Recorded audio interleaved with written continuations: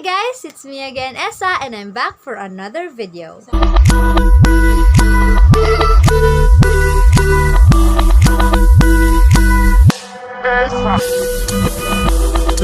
So, as what I have said on my first video, which is the 15 facts about me, that I'll be telling to all of you my sleep paralysis journey on my next vlog. So, here it is.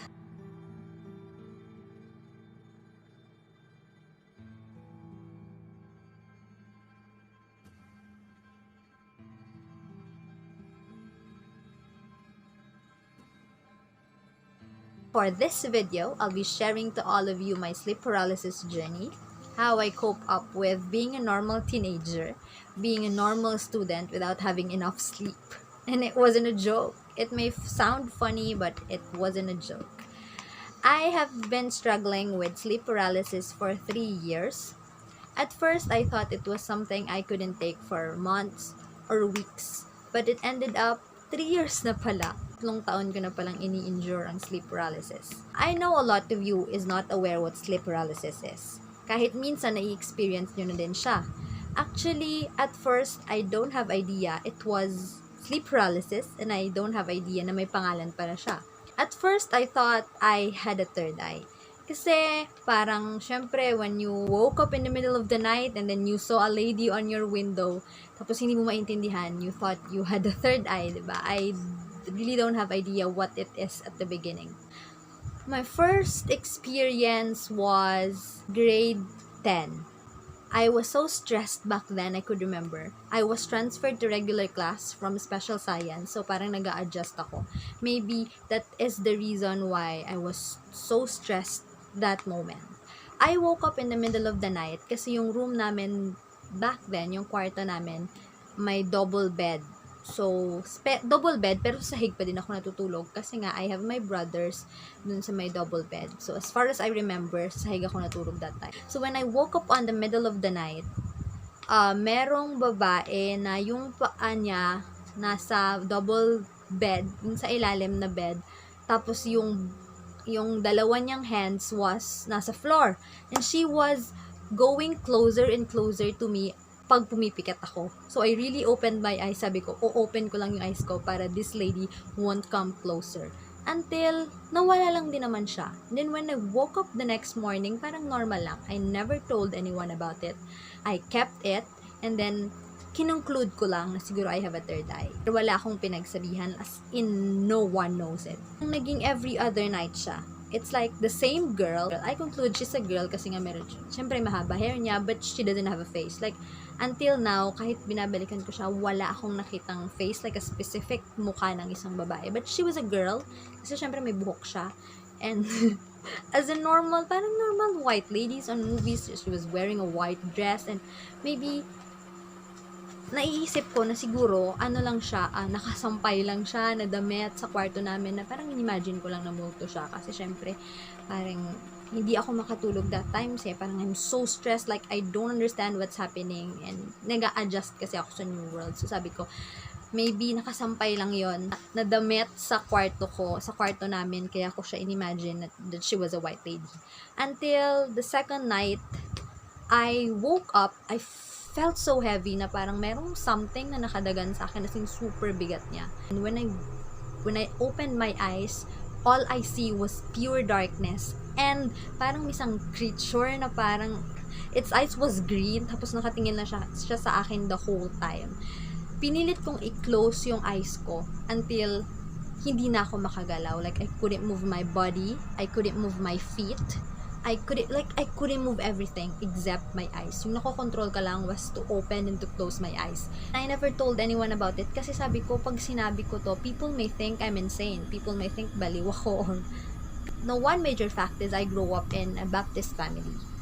My family was known to be malapit sa church and everything. Pag sinabihan nila ako, people may think kulang lang yan sa faith, parang ganun. So, I never told anyone about it. I don't wanna be judged, kaya hindi ko siya sinabi.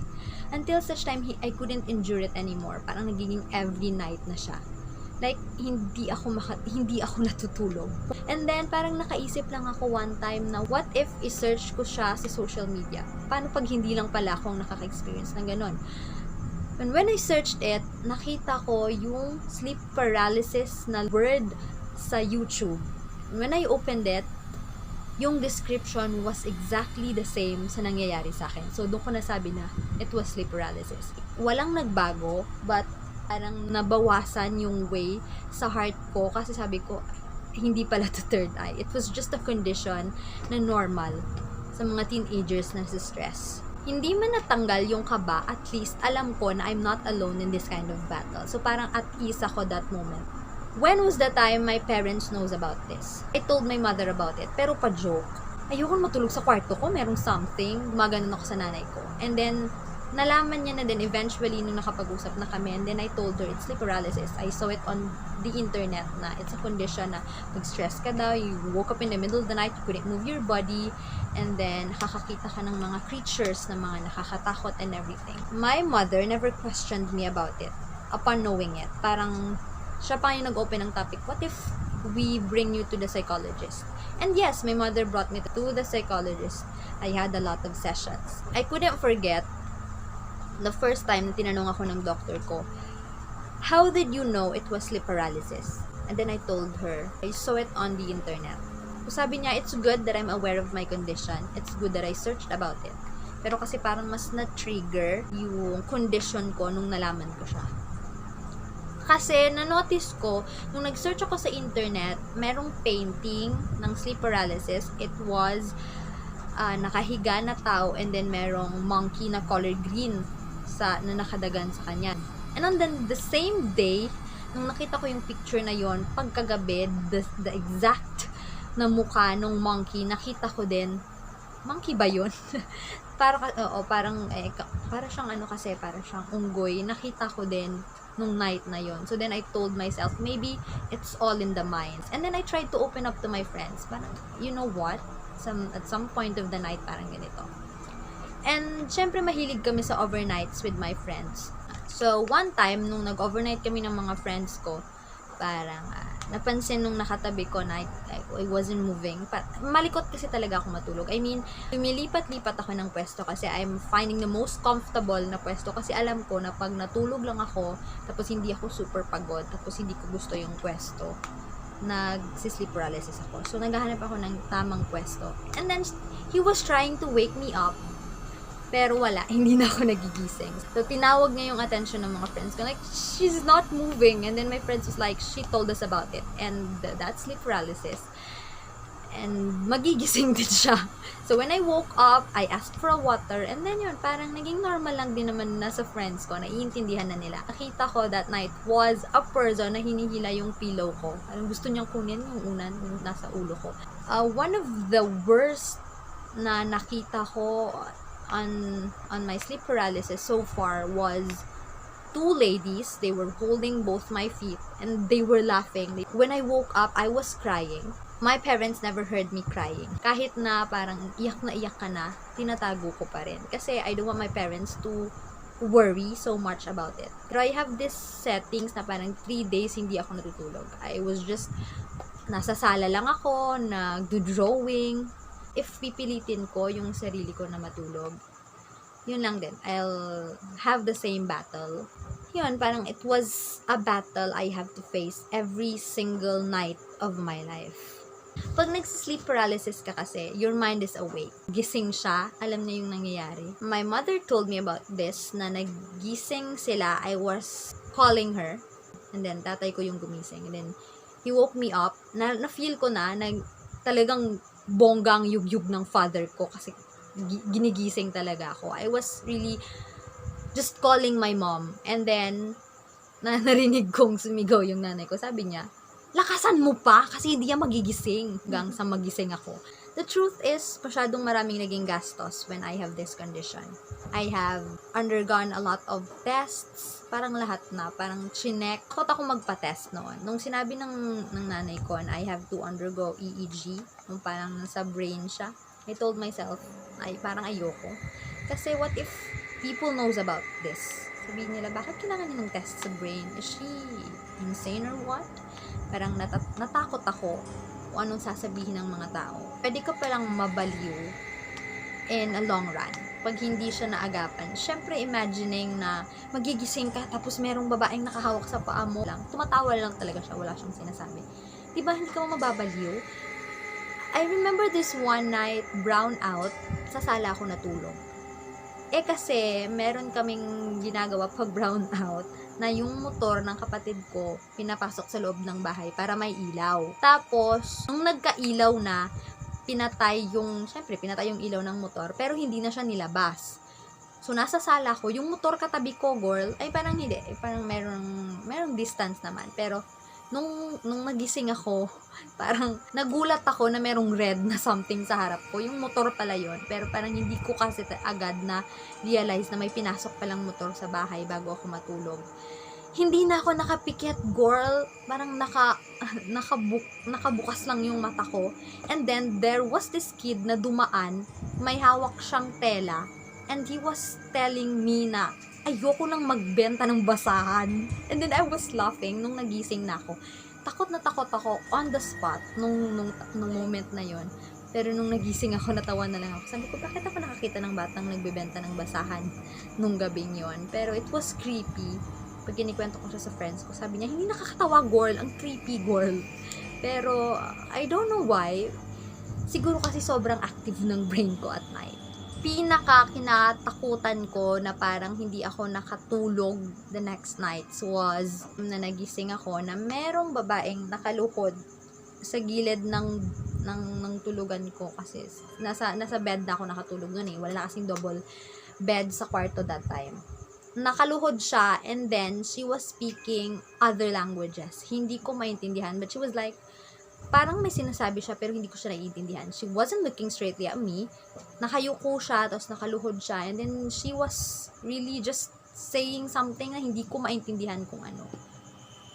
The next nights, yun na yung hindi ako natulog ng 3 araw.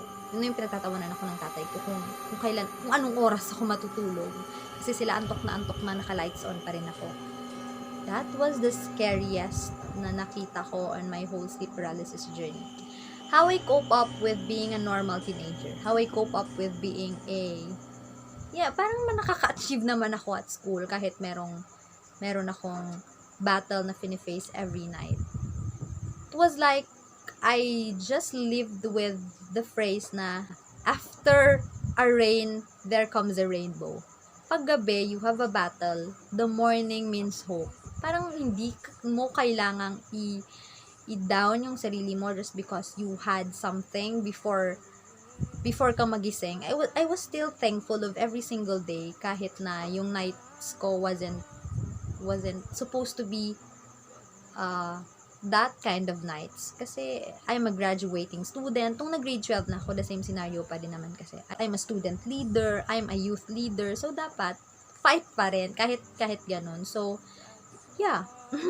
I still cope up being a normal teenager.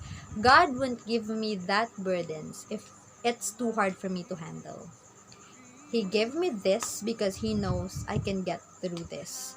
But now, I'm happy na parang hindi ko naman na siya na-i-experience masyado. Nagiging once a month, twice a month. Maybe because hindi ko na masyadong sinestress yung sarili ko. I'm honestly admitting na sobra akong mag-stress. Sobra akong mag-pressure sa sarili ko before. I'm fond of stressing myself. Tuwang-tuwa ako pag stress ko yung sarili ko. Trip niya lang. Trip ko lang talagang maging stress. People may not believe in it. People may think I'm just making stories and people may think na wala, gusto ko lang magkaroon ng story to tell. I couldn't blame you for thinking na I was just making stories. But strong tayo, girl.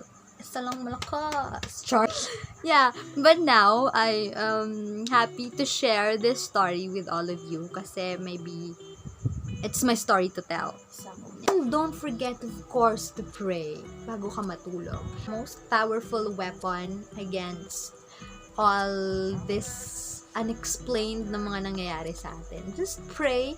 Whatever you are facing now, we're not alone and we will all get through this. It's me again, Essa, and it will be always Essa.